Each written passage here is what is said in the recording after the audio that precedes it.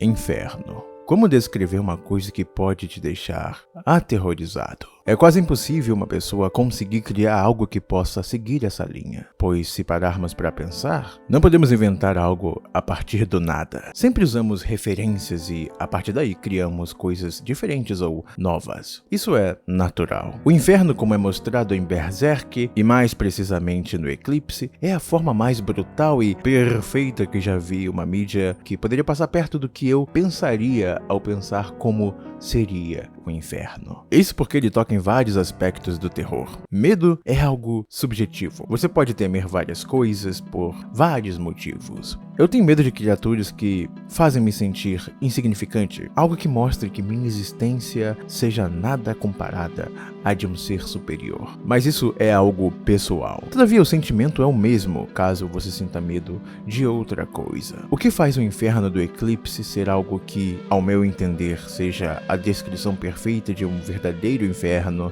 seria que, no caso, ele consegue transmitir 5 sentimentos. O primeiro é medo. Tá, no momento em que tudo está dando errado, Griffith está completamente destruído, e diante dos acontecimentos que fazem o bando do Falcão se reunir e estarem bem, pois Guts voltou e aparece como um símbolo de esperança para todos os soldados. Todos ali fazem seus planos para o futuro. E o próprio ato de fazer planos para o futuro é algo otimista. Você pensar no futuro é acreditar que você vai estar vivo amanhã, por mais que no final seja só uma aposta. O futuro é uma linha temporal que não existe. O que existe é a nossa expectativa de um amanhã. O tempo funciona somente num presente. Existe o agora. E o agora é literalmente o agora. Quando Griffith aciona o Behelit, nós, no fundo, sabemos que algo vai dar errado. Até porque é Berserk. E quando tá tudo dando certo, significa que logo em seguida tudo vai dar errado. O que nos dá medo pelos personagens, pelo que pode acontecer com Guts, Casca e principalmente Corkus. Tô zoando. Foda-se esse cara. Mas o que é absurdamente bem feito foi toda essa construção pra esse momento crucial. Primeiro que o Griffith falhando ao tentar se matar. É bizarro como essa cena mostra completamente quão destruído está o Falcão Branco. O estado mental dele é de um ser que desistiu de tudo, está com o espírito destroçado. Ele se quebra e simplesmente começa a rir. Depois de tentar se matar, e nem isso, o homem que já foi a figura mais heróica da obra, aquele que poderia fazer tudo, não conseguiu. Eu não vou me aprofundar agora, pois quero fazer um vídeo à parte para falar sobre o estado mental de Griffith e toda a tortura que ele passou. Porém, essa cena é linda demais. Os demônios começam a aparecer em sua volta, o que nos dá medo, pois o que vai acontecer ali? Todo o ambiente fica escuro e vermelho, cabeças gigantes cobrem o chão. Toda a dimensão é diferente, pois, e creio que isso seja o que Miura quis passar. Ele trouxe um pedaço do inferno para a Terra, naquele pequeno local. Fico pensando que seria interessante pensar no Eclipse como uma expansão de domínio, na qual todos os demônios e seres daquela dimensão vão ter suas vantagens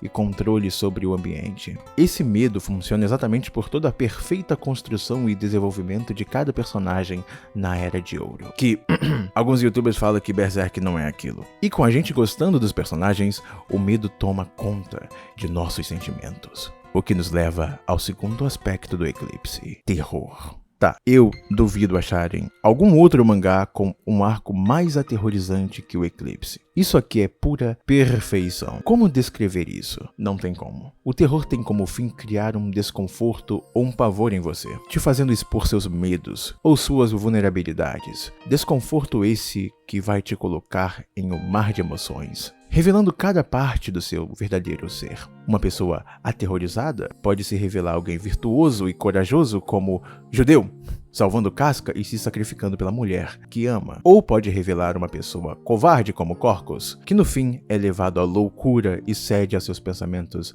mais impuros. Ele é devorado por seu pecado. Esse sentimento é passado pelos personagens que lá estão. E é claro, por quem está assistindo, pois eu fiquei, por que isso está acontecendo, meu Deus? Terror pode tirar o melhor e o pior de nós. Tudo depende de nosso estado mental e de como nós lidamos com todas as nossas frustrações. corações. Digo isso pois é muito importante a gente saber o que se passa lá no fundo da nossa cabeça. Se a gente ficar aquém em relação a isso, podemos revelar o pior de nós. Griffith e todo o eclipse demonstram isso. Olha o que Griffith se tornou e olha o que acontece com todos ali. A culpa é do Griffith? Claro que sim. Ele se tornou esse monstro por nunca ter prestado atenção do que se passava no seu inconsciente. Todavia, a culpa também é do Bando do Falcão, por ter seguido alguém tão cegamente como fizeram. Não tem como a gente saber o que se passa na cabeça de outra pessoa. E por mais que essa pessoa se mostre capaz e até perfeita, como é Griffith em boa parte da história, todo ser humano pode ser corrompido.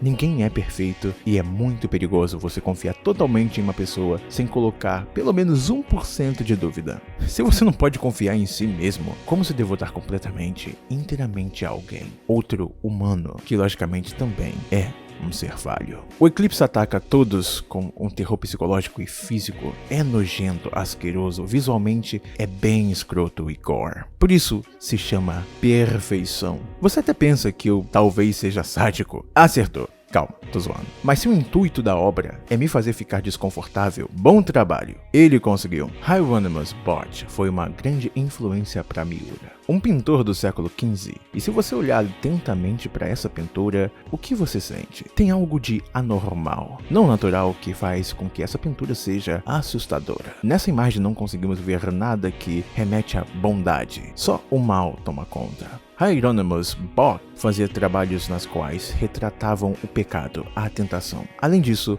utilizava figuras simbólicas e complexas, imaginativas e caricaturas. Ele pegava o que era humano e distorcia para fazer algo deformado, algo que vai contra o que nós temos entendimento de ser o normal. E como todos sabem, nós tememos o que nós não entendemos. Esse caos pintado por Bosch foi tão bem feito e bizarro que, até para a época, foram figuras pesadas e obscuras. Miura traz isso em seus demônios, criaturas que nós não entendemos suas estruturas, o motivo de suas formas. Não existe harmonia em seus traços. Esse caos na qual vemos todos sendo devorados, explodidos e dilacerados por esses monstros, nos leva ao terceiro grande aspecto do eclipse: a loucura. Se perder na loucura é algo comum, demonstrado em várias outras mídias. O caos que é o eclipse deixa todos ali loucos ou desesperados. Alguns cedem à loucura implorando por ajuda, outros simplesmente só morrem.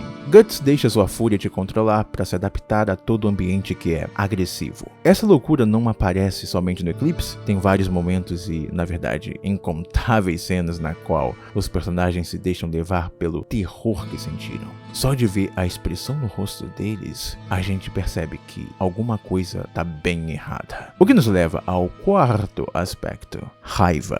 Raiva, indignação, ódio, tudo isso vem por conta do mais puro e principal sentimento humano, aquele que não conseguimos largar de jeito nenhum: o apego às coisas, a objetos, a um estilo de vida e principalmente apego às pessoas. É bem difícil se livrar desse sentimento, acredite. Se vemos um personagem que gostamos, não queremos que nada de ruim aconteça com ele, ou seu grupo, ou com a pessoa que ele ama. Então, com todo esse desastre ocorrendo bem na nossa frente e com agora vento na equação, ele faz o que todo mundo já sabe: sentimos raiva, que aumenta absurdamente quando vemos que Guts não pode fazer nada. Toda aquela injustiça acontece e nosso herói, que foi capaz de derrotar todos os seus inimigos durante a história, simplesmente não pode fazer nada para impedir Griffith. Isso dá raiva. E por isso que Griffith é um dos personagens mais odiados dos mangás. E é por isso que eu adoro ele, pois ele como vilão é perfeito. Claro que você vai odiá-lo. Olha tudo que ele causou por seu egoísmo, por suas falhas, por seus traumas. Um dos personagens mais bem criados de todos os tempos, sem a menor sombra de dúvida. E quando o eclipse passa